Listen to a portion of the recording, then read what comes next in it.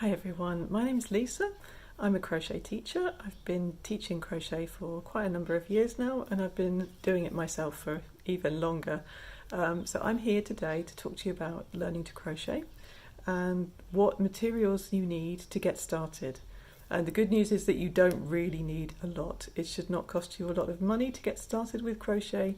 In fact, all you really need is some yarn and a hook, and then you can really get started. But of course there is a huge choice about what kind of yarn, what kind of hook you should choose. So I'm going to tell you today, I'm going to give you some tips and some hints about what kind of yarn would be a good yarn for a beginner and the types of hooks that are available that you can choose from. A lot of this is really personal choice. So it's going to be down to you to really choose something that you are comfortable with. Certainly in terms of choosing a yarn, there are different fibres available. So you could choose a cotton, you could choose something that's made from wool, or you could choose something that's made from acrylic fibres.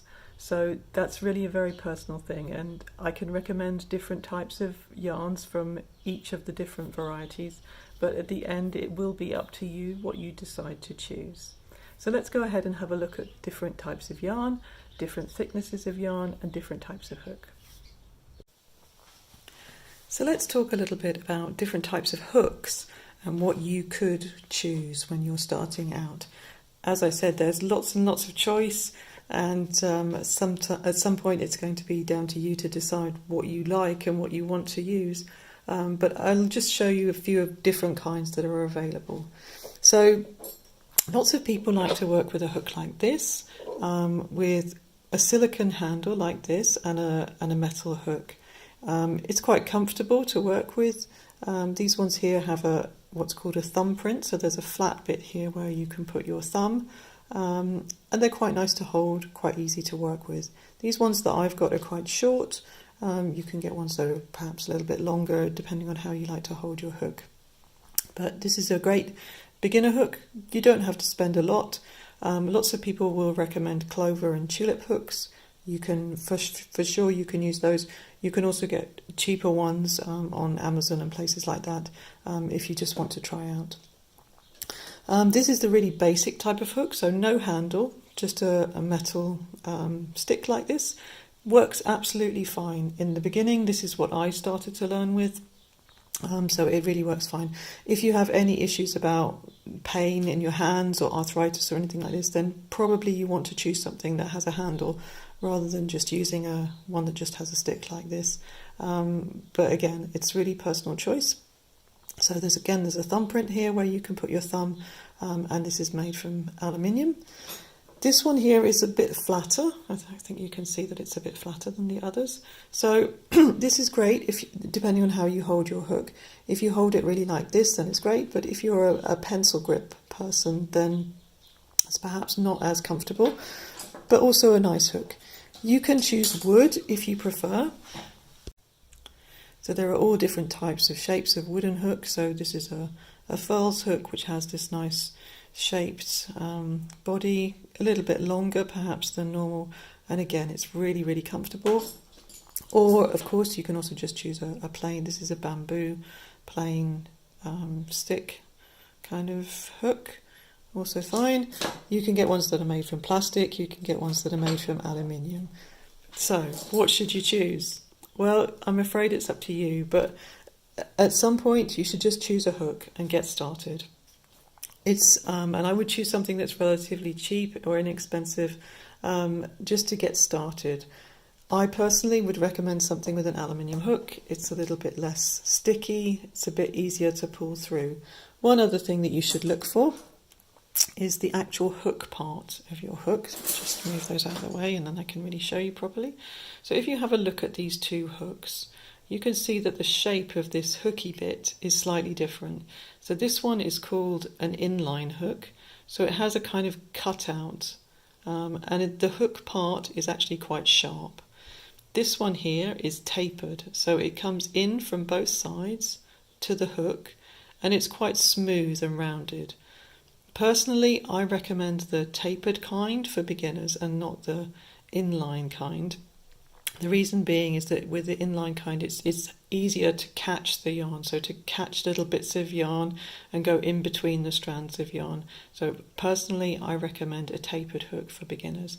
And as I said, an aluminium one, because it's a little bit more slidey, it's easier to get your stitches, to pull your stitches through than a wooden one.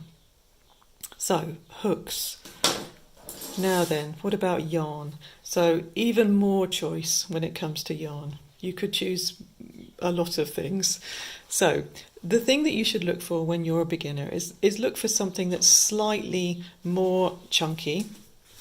So you're looking, oops, sorry, I just got caught up there. So you're looking for something that's a little bit thicker.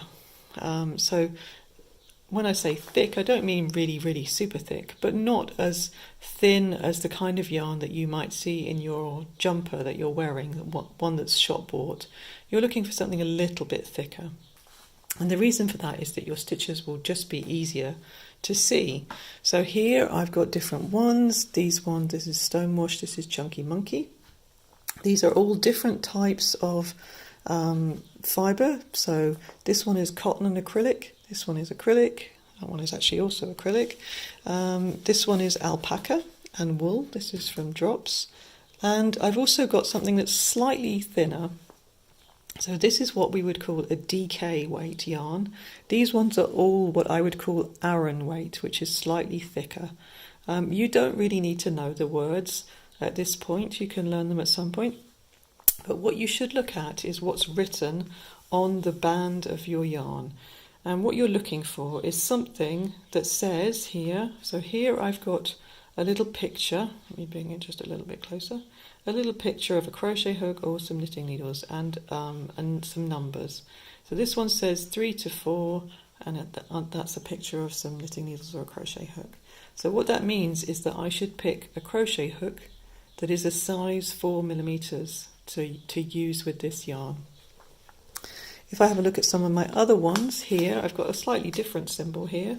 So I've got this crossed knitting needles and a picture of a crochet hook, and here it says 5mm. So with this one, I should use a hook that is a size 5mm. I personally would go for anything as a beginner that says between 4 and 6. So anything between 4mm and 6mm, you're going to be absolutely fine. So choose your yarn, choose something that's Aran weight, a little bit more chunky than normal. What else? So what should you avoid, in fact? So this here is some cotton.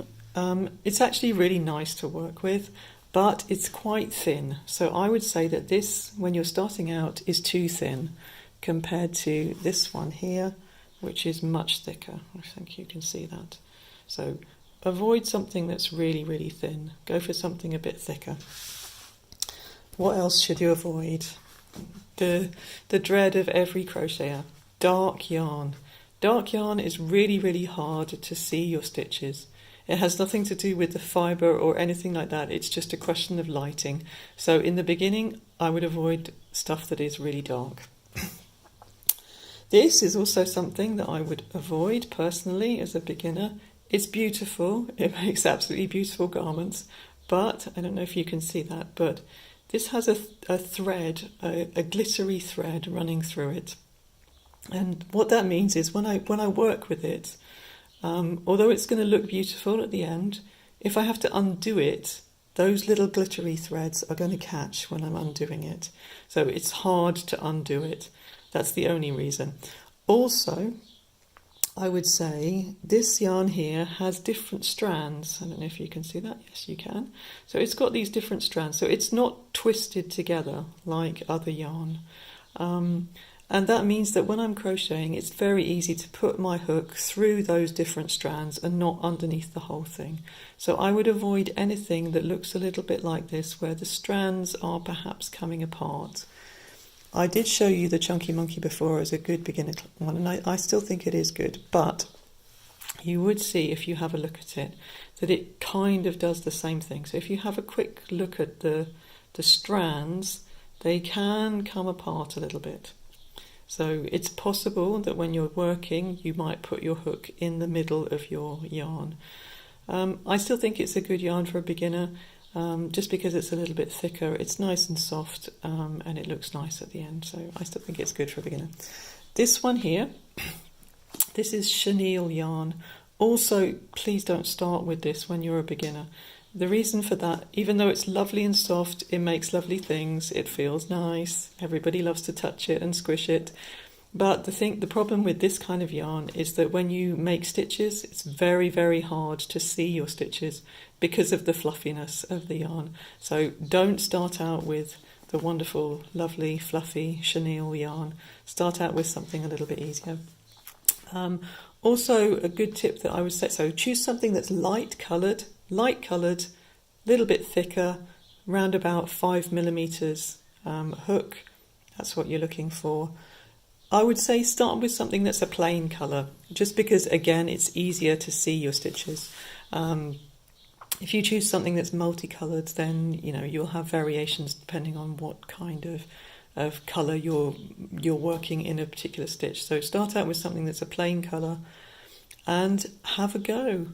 At the end, it's very much personal choice of which yarn you like the best. So have a go, choose something that's relatively inexpensive and start with that and have a go.